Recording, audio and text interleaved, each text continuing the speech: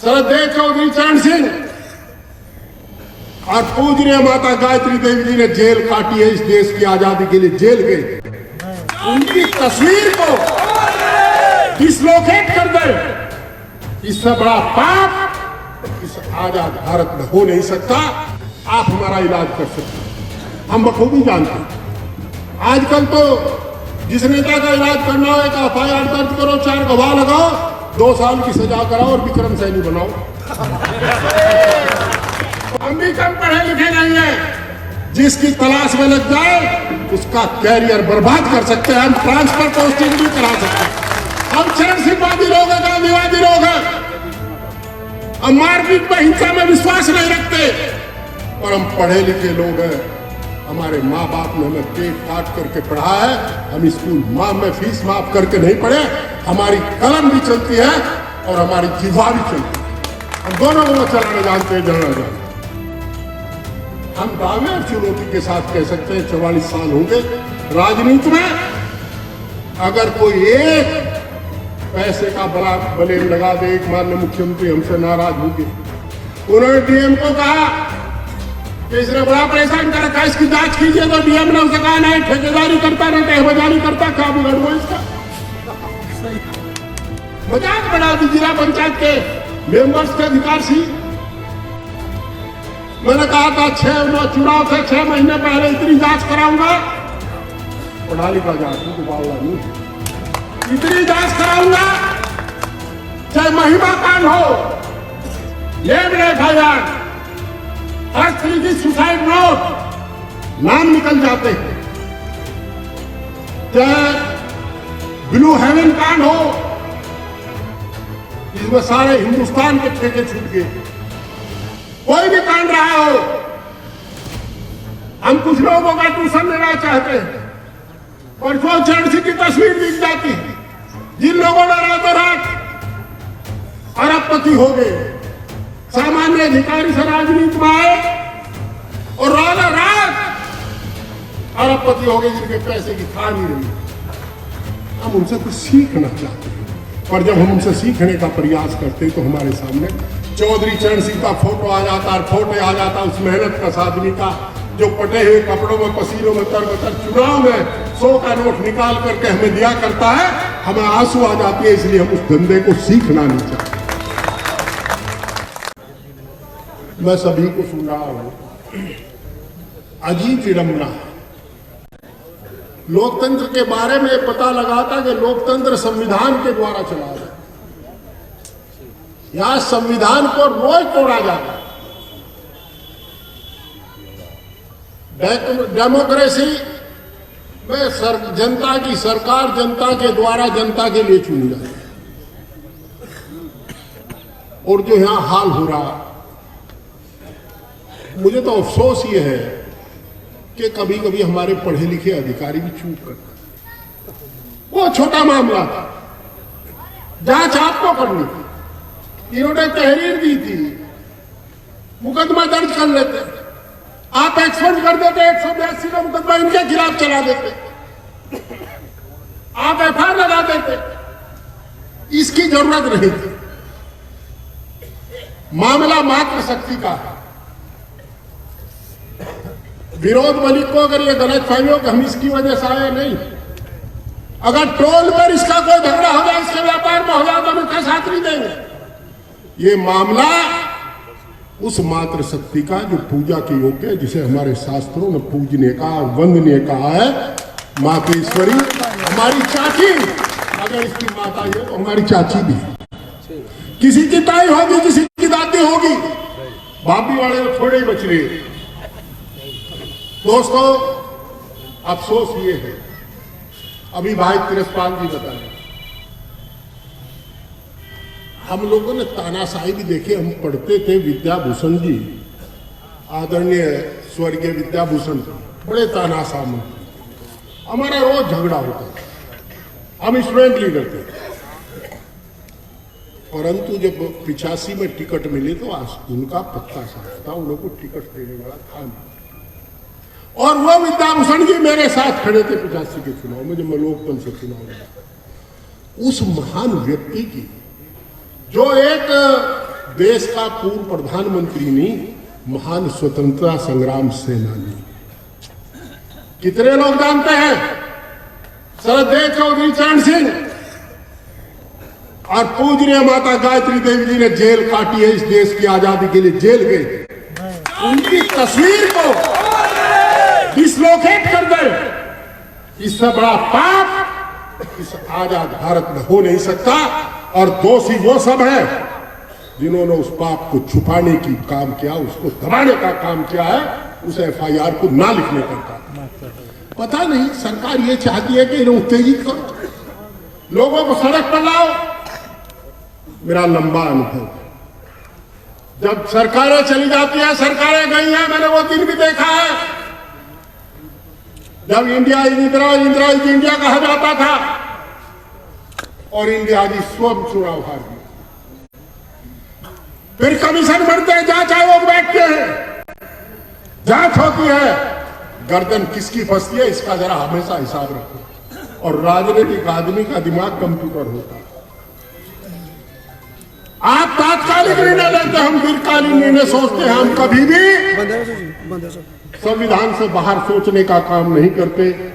उस महान स्वतंत्रता संग्राम सेनानी जिन्होंने देश की और प्रदेश की पंचायतों में बैठने का मौका हमारे ऐसे लोगों को दिया, अगर चौधरी चरण सिंह ना होते तो मुलायम सिंह यादव जी इस देश के 4 बार प्रधानमंत्री मुख्यमंत्री ना बनते, देश के रक्षा मंत्री ना बनते। आदरणीय स्वर्गीय अजीत सिंह जी कभी केंद्रीय मंत्रिमंडल को सुशोभित ना करते।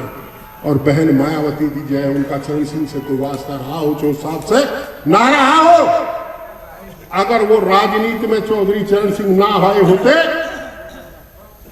छोटी चीज थे चरण सिंह, तो मायावती जी कभी मुख्यमंत्री ना बनती। राजनीति सरमाएदारों की तिजोरी में कैद थी। हमारे जिले में वीरेंद्र वर्मा जी ने सहयोग किया और इस देश की जनता को आदरणीय स्वर्गीय चौधरी चरण सिंह ने, जिसके हम पैर की धूल के बराबर भी नहीं, उसने रास्ता दिखाया। और दोस्तों उसके चित्र को हटा दे, अगर हटा है तो एक गंभीर मामला है और ये सदन और सरकार में सब जगह उठाने का मामला है, सब जगह उठाने का काम होगा। मैं आपको बता रहा हूं, इसे गंभीरता से लीजिए, इसे हल्के मत लीजिए। चौधरी चरण सिंह जैसी हस्ती अगर आग की पुतली घूमता तो अमृतसर से लेकर के पटना तक और भुवनेश्वर तक सरकारें बिगड़ती थी। चौधरी चरण सिंह की विचारधारा को लेकर के चलने वाले 2 दल अगर उत्तर प्रदेश में है, समाजवादी पार्टी और राष्ट्रीय लोक दल, तो बीजू जनता दल भी उन्हीं की विचारधारा को लेकर के चला। हरियाणा की सरकार बैठी हुई जेजेपी और इंडियन नेशनल लोकदल भी उसी की विचारधारा को लेकर के चला। नीतीश कुमार हमारे साथ थे, लालू यादव हमारे साथ राज्यसभा में रहे, उनका भी इस्तेमाल चौधरी चरण सिंह है। मैं किस किस प्रदेश के नाम गिनाऊं, मैंने बंडाला जी को देखा, आज इस दुनिया में नहीं। मैंने प्रकाश सिंह बादल जी को सुना, बैठ करके सुना है। वो चौधरी चरण सिंह को अपना गुरु बताते थे कि सिखों के 10 गुरु हैं, उसके बाद अगर धार्मिक भावना यादें ना आवे तो मैं ये कह दूं कि चौधरी चरण सिंह भी हमारे गुरु। ऐसी घटनाएं नहीं होंगी। गवर्नमेंट में गो और गवर्नमेंट में कम, बट ये डेमोक्रेटिक सेटअप अधिकारियों कंधे पर बैठ करके चलता है। चुनाव भी ये निष्पक्षता से वो कराते हैं, संपन्न कराते हैं। हम लोग जनता के रहमो करम पर हमारे फैसले यदा कदा जनहित में ना होकर के मत हित में होते हैं, पर आप अपनी बल बुद्धि पर चयनित हुए हैं। आपके फैसले तो संविधान के अनुकूल होने चाहिए, जो पासिंग आउट में आपने जो शपथ खाई थी उसके अनुसार होने चाहिए। आप हमारा इलाज कर सकते हैं, हम बखूबी जानते हैं। आजकल तो जिस नेता का इलाज करना हो, एक एफआईआर दर्ज करो, 4 गवाह लगाओ, 2 साल की सजा कराओ और विक्रम सैनी बनाओ। परंतु ये मत भूलो, हम भी कम पढ़े लिखे नहीं है। जिसकी तलाश में लग जाए उसका कैरियर बर्बाद कर सकते हैं, हम ट्रांसफर पोस्टिंग भी करा सकते हैं। हम चरण सिंहवादी लोग हैं, गांधीवादी लोग हैं। हम मारपीट में, हिंसा में विश्वास नहीं रखते, पर हम पढ़े लिखे लोग हैं। हमारे माँ बाप ने हमें पेट काट करके पढ़ा है, हम स्कूल में फीस माफ करके नहीं पढ़े। हमारी कलम भी चलती है और हमारी जिह्वा भी चलती है। हम दोनों को चलाना जानते हैं, जलना जानते हैं। हम शांति के पुजारी हैं। विरोध सब तुझको उकसाएंगे। और मित्रों, मैं आपसे भी कह रहा हूं, अगर इंसाफ चाहते हो तो लंबे आंदोलन के लिए तैयार रहो, पर आपका आंदोलन निश्चित रूप से गांधीवादी, चरण सिंहवादी, मुलायमवादी होना चाहिए, अजीतवादी होना चाहिए। अगर आपने हिंसा की तो आंदोलन टूट जाएगा। प्रशासनिक अधिकारी ये चाहा करते हैं कि आंदोलन में हिंसा हो जाए, आंदोलन पथ भ्रष्ट हो जाए और मुख्य मुद्दे से निकल जाए एक तरफ। हमारी मांग है। एक दिन मुझे एक अधिकारी ये समझावे कि साहब, सट्टे वाले की तलाशी, जो आदमी पकड़ा जाता है उसकी तलाशी के लिए पुलिस कप्तान है ना, उसे परमिशन लेनी पड़ती। हमने सोचा अगर तू इसे ये कहे मुझे 44 साल हुई काम करते हो लिए, अपराधी की परमिशन देने में अगर एसपी देने लगेगा तलाशी की, तो मैंने कहा ये अतिशयोक्ति होगी, मैं हम अपने अनुभव के बारे में ही नहीं बताऊं। हमने कहा चलिए ठीक है, कोई महात्मा की सिफारिश नहीं, अगर कोई गलत काम कर रहा है तो उसे सजा मिलनी चाहिए। पर दोस्तों, किस गांव में स्मैक नहीं बिक रहा? बताइए, आप में से कौन सा बताऊंगा? बिखरा नहीं गली गली में स्मैक, कहां सख्ता नहीं हो रहा? ये कौन कर रहा है? कौन किसकी वजह से हो रहा है? हाँ, हम शराबी बातें हैं क्या? हम दावे और चुनौती के साथ कह सकते हैं 44 साल होंगे राजनीति में। अगर कोई एक पैसे का बड़ा ब्लेम लगा दे, एक माननीय मुख्यमंत्री हमसे नाराज होंगे। उन्होंने डीएम को कहा कि इसने बड़ा परेशान कर रखा है, इसकी जांच कीजिए, तो डीएम ने उसे कहा नहीं, ठेकेदारी करता रहता है, बजारी करता, क्या बिगड़ हुआ इसका? दोस्तों, मैं प्रशासन के अधिकारियों से भी एक निवेदन करना चाहता हूं।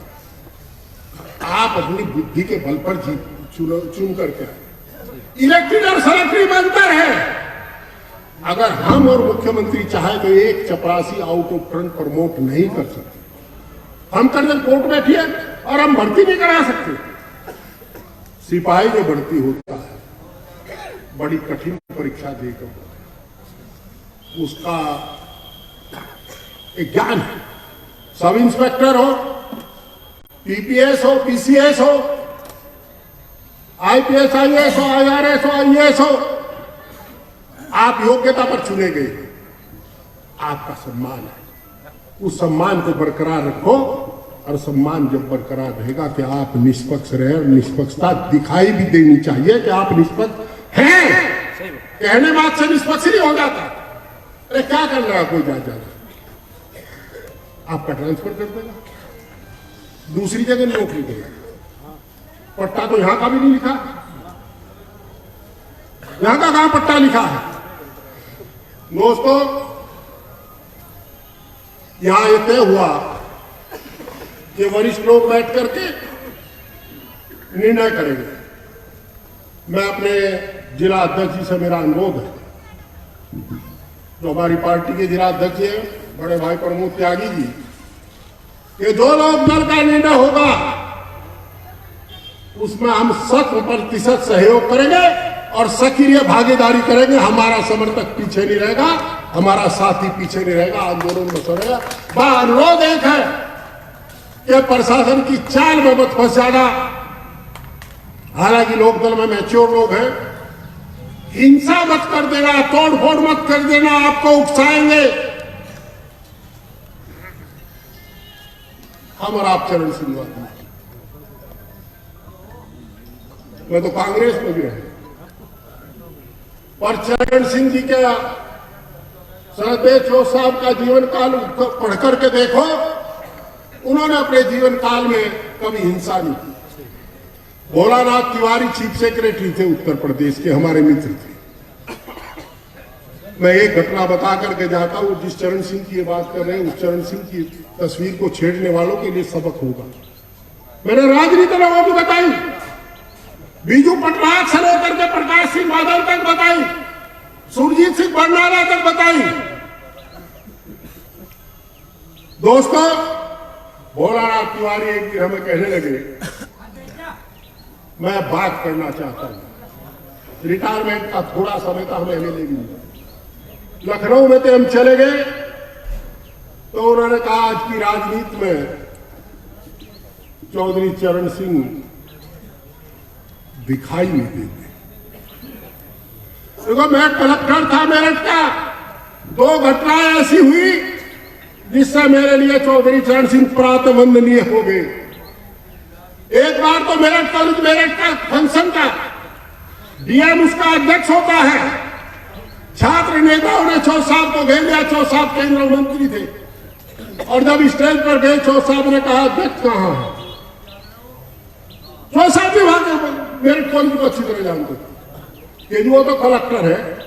तो चौ साहब ने कहा क्यों रे, ये विदेशी है, तेरे से ज्यादा जिम्मेदार है, पढ़ा लिखा है, तेरे से बड़ा भारतीय है। और उनको मुझे बुलाकर के अपनी बराबर में बैठा, आप जिस संस्था में आया हो आप इसके अध्यक्ष है, जो मेरा नाम लेगा उससे पहला आदरणीय अध्यक्ष जी कहते। इमरजेंसी लगी, डाक बंगले पर चौथ साहब थे, कलेक्टर का आदेश आया, मुख्य सचिव का तो उन्हें गिरफ्तार कीजिए। उन्होंने कहा भोलानाथ तिवारी ने मेरी श्रद्धा उनमें थी, मैं चौथ साहब की तरफ ना जा सकूं, खड़ा रहा। और खड़े रहने के बाद उनको चौथ साहब जब सब कार्यकर्ताओं से मिलकर के कहा तुम जाओ, मैं अब आराम करूंगा। और मुझे बुलाता हूं, कलेक्टर कहां है? अरे डीएम साहब को बुलाओ। साहब कहकर के संबोधित किया।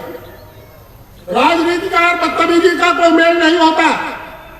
हमने नारायण दत्त तिवारी जी को देखा, कई चीफ मिनिस्टर देखे, प्राइम मिनिस्टर देखे, सब सम्मान के साथ नाम लेते हैं, चाहे अपने विरोधी का भी नाम। तो मैं गया और भोलानाथ तिवारी हमारे सामने भी रोने लगे। भोलानाथ तिवारी जाट नहीं था कि जाट करती में रो रहा था। उसने कहा कि मुझे कहा डीएम साहब आप अपने दायित्व का निर्वाह कीजिए, मुझे अरेस्ट कीजिए। मैंने कहा सर मेरे हाथ कांपे। उन्होंने कहा नहीं, मेरा कर्तव्य है कि मैं सरकार का विरोध करूं, और तुम्हारा दायित्व है कि तुम सरकार के आदेश का पालन करो। भूलो मत, तुम जिला अधिकारी हो, जिला मजिस्ट्रेट। हम उस पार्टी के लोग, उस विचारधारा के लोग, हमसे इन टिकिया चोरों से हमारा मुकाबला करोगे? अरे अतीत उठा करके देखिए, हम अतीत में मैदान में दिखाई देंगे, चाहे खेल का मैदान हो या खेत में दिखाई देंगे, और उनका अतीत कहां का है उसकी तुलना कीजिए। शुगर मिल उन पर मुझे बुला कर ले गए लोग, गन्ने का भुगतान नहीं हो रहा, हम वहां से सारे मैनेजमेंट को लेकर के सामने एसडीएम साहब के पास ले आए। कल्याण सिंह चीफ मिनिस्टर थे, कहने को हमारे मित्र थे, उन्होंने डीएम को कहा हरेंद्र को भी अरेस्ट करो। डीएम साहब ने मीटिंग बुलाई, विनोद चौधरी आपका भी एसडीएम रहा। जब सब अधिकारियों का सब हमारे सबसे रिश्ते ठीक, विनोद चौधरी ने कहा जी ये तो बोल नहीं रहे, नेक ना बोलता था, कोई बकरी का बच्चा है कि हम ऐसे दाब लेंगे, हम नहीं पकड़ेंगे। तो एसडीएम साहब से बात की, उन्होंने कहा अधिकारी सारे मेरे पास बैठे। मेरा ये बात बताने का आशय ये है कि चरण सिंहवादी लोग हैं। चरण सिंहवादी लोग कभी अपने पथ को छोड़ करके नहीं चलते। आपका उद्देश्य है संविधान की रक्षा, संविधान के तहत रह करके हमें अहिंसक तरीके से आंदोलन करना है, और आंदोलन केवल करने के लिए आंदोलन नहीं करना, अगर समस्या का समाधान हो जाए तो अपने खेत में काम करना। हम समस्या का समाधान चाहते हैं, मजाक बना दी जिला पंचायत के मेंबर्स के अधिकार से।